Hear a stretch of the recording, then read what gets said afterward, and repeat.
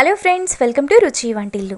ఈరోజు మనం వంకాయ కొత్తిమీర కర్రీ చాలా టేస్టీగా ఎలా తయారు చేసుకోవాలో చూద్దాము.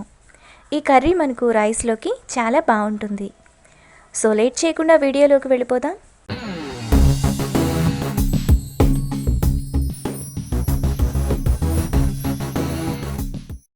ముందుగా ప్యాన్లో 2 టేబుల్ స్పూన్లు పల్లీలు వేసుకొని ఫ్రై చేసుకోవాలి.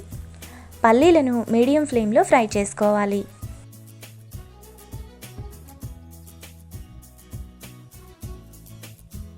పల్లీలు వేగిన తర్వాత అందులో 1 టేబుల్ స్పూన్ ధనియాలు, 1 టేబుల్ స్పూన్ నువ్వులు,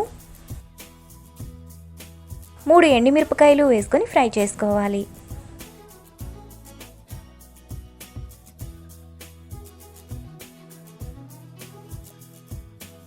దినుసులు వేగిన తర్వాత స్టవ్ ఆఫ్ చేసుకోవాలి.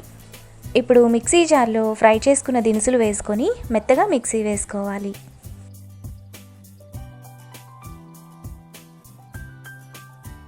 ఇలా వేసుకున్న తర్వాత అందులో 2 కట్టలు కడిగిన కొత్తిమీర, కొద్దిగా పుదీనా,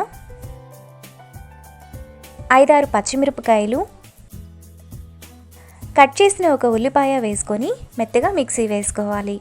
మీకు గట్టిగా అనిపిస్తే కొద్దిగా వాటర్ని పోసి మిక్సీ వేసుకోండి.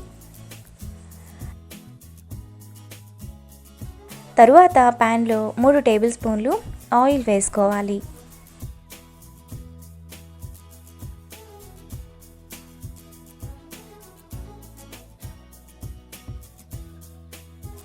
ఆయిల్ వేడైన తర్వాత 1/2 కిలో వంకాయలను ఈ విధంగా కట్ చేసుకొని వేసుకోవాలి. వంకాయలను మీడియం ఫ్లేమ్లో ఫ్రై చేసుకోవాలి.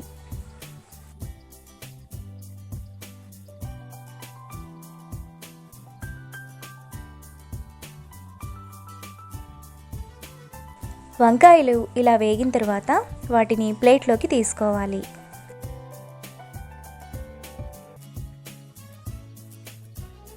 ఇప్పుడు అదే ఆయిల్లో 1/2 టీ స్పూన్ ఆవాలు, 1/2 టీ స్పూన్ జీలకర్ర, 1 ఎండుమిరపకాయ వేసుకొని ఫ్రై చేసుకోవాలి.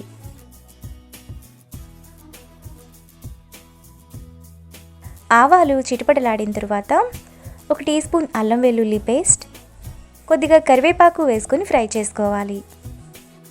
అల్లం వెల్లుల్లి పేస్ట్ను పచ్చివాసనంతా పోయేంత వరకు ఫ్రై చేసుకోవాలి.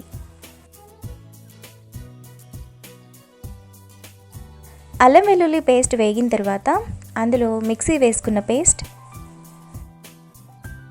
1/2 టీ స్పూన్ పసుపు, టేస్ట్కి తగినంత ఉప్పు, 1 టీ స్పూన్ గరం మసాలా వేసుకొని కలుపుకోవాలి. మసాలాను మీడియం ఫ్లేమ్లో ఆయిల్ అంతా సైడ్స్కి వచ్చేంత వరకు బాగా కలుపుకోవాలి. ఇక్కడ మనం ఉల్లిపాయలు పచ్చిమిరపకాయలు పచ్చి వేసుకున్నాం కాబట్టి నూనెలో బాగా వేగనివ్వాలి.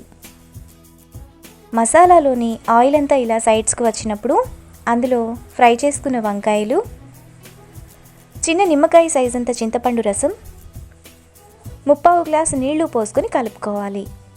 మీకు కర్రీ గట్టిగా లేదా పల్చగా కావాలంటే వాటర్ని అడ్జస్ట్ చేసుకోండి.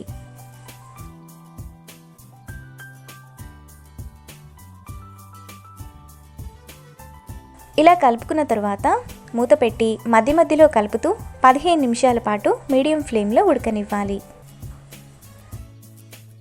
15 నిమిషాల తర్వాత మూత తీసి కర్రీని ఒకసారి కలుపుకోవాలి.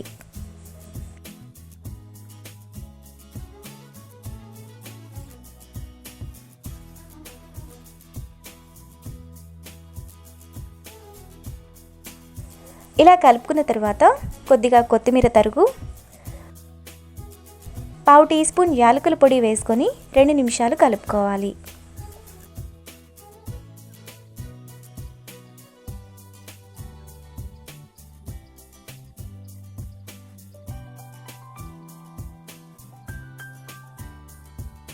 మనకు వంకాయ కొత్తిమీర కర్రీ రెడీ అయిపోయింది.